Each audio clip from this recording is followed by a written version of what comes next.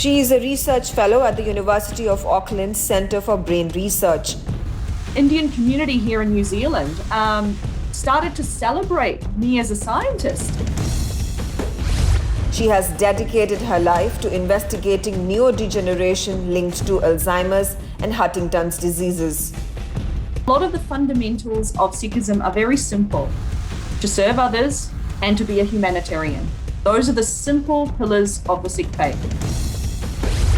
NewsX proudly presents the Waku Diaspora Dialogue with Dr. Malvinder Singh Bance.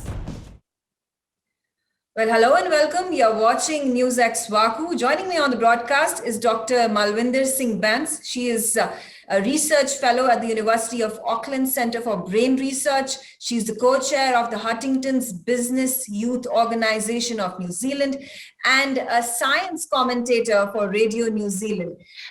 In fact, she was the top 3 finalists in the 2015 and 2016 years for the Young New Zealander of the Year and was named the Kiwi Indian Hall of Fame Young Achiever for 2016. It's an honor to host you, Dr. Malvinder Singh Bance, on the show. Thank you so much, Megha. It's a real pleasure to be on your show. Dr. Malvinder, you achieved so much in such little amount of time. You have dedicated your life, your career when it comes to the neurodegenerative diseases. You have been in the community fora talking about it relentlessly. And I think that's the need of the hour as well, to create that kind of awareness amongst people, amongst the masses. How did this entire journey begin for you? Well, the journey began a number of years ago. I've been really fortunate to be blessed with parents who are really at the forefront of encouraging their children to be educated.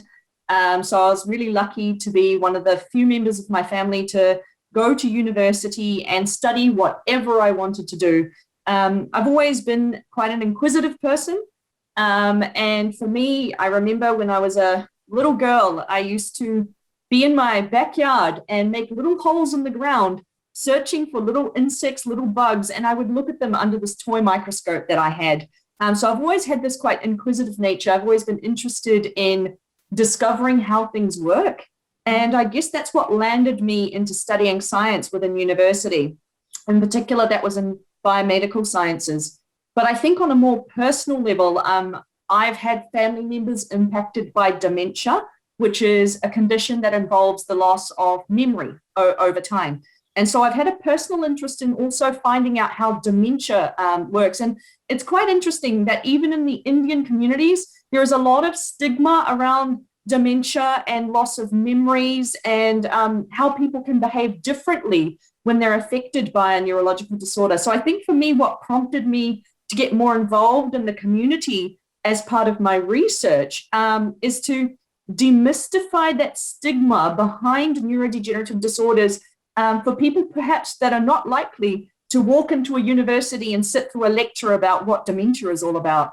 So I think for me, part of the service or seva I got involved with was walking into places like temples and gurdwaras and rest homes and schools and talking to our communities around what brain diseases look like. What should you be looking out for? What are the signs of dementia? What can you do to prevent dementia? And that's sort of how a lot of my service activity came out. And this is when all of a sudden, I think the Indian community here in New Zealand started to celebrate me as a scientist. And that was a really wonderful feeling because I didn't realize that it was a big deal to reach out in this way and go out into our communities to talk about what we do. I just felt like I was, conducting my moral responsibility to talk about some of the research that I do in the laboratory, some of the discoveries that I've made.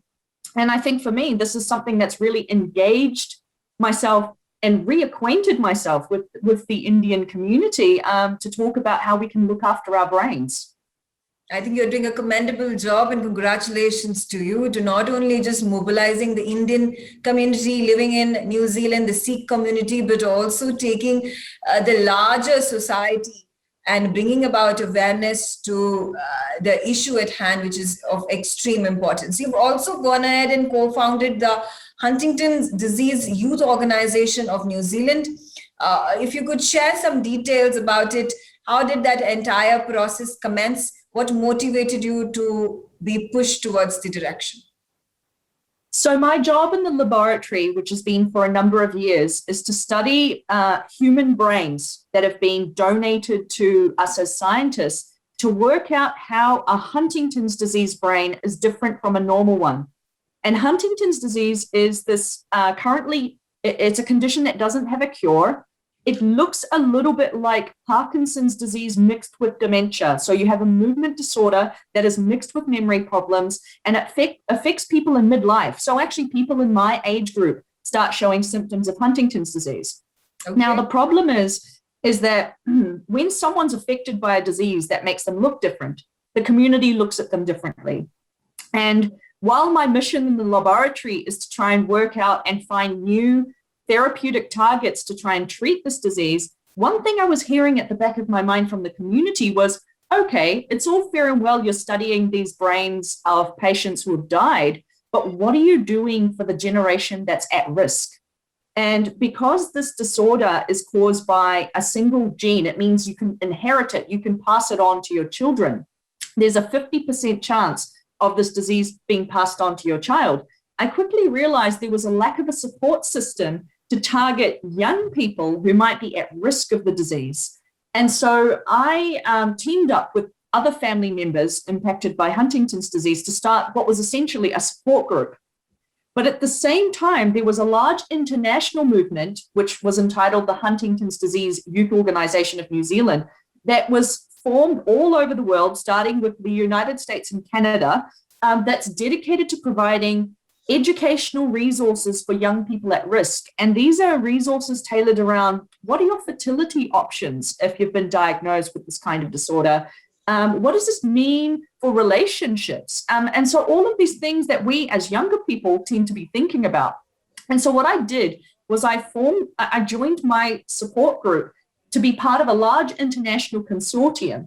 And so now this organization is a registered charitable trust that is essentially dedicated to providing support, advocacy, and essentially be the voice for young people impacted by Huntington's disease. And for me, it's a very rewarding seva because, you know, on one end, I'm working every day in the laboratory with my students and my team to try and work out this disorder. But at the same time, at the back of my head, I have this subconscious thought that, okay, until I come up with some sort of therapy with the rest of my scientific community, we still have these group of young people that are vulnerable. So this is the journey. I started this journey back in 2013, and now we're a full-fledged organization.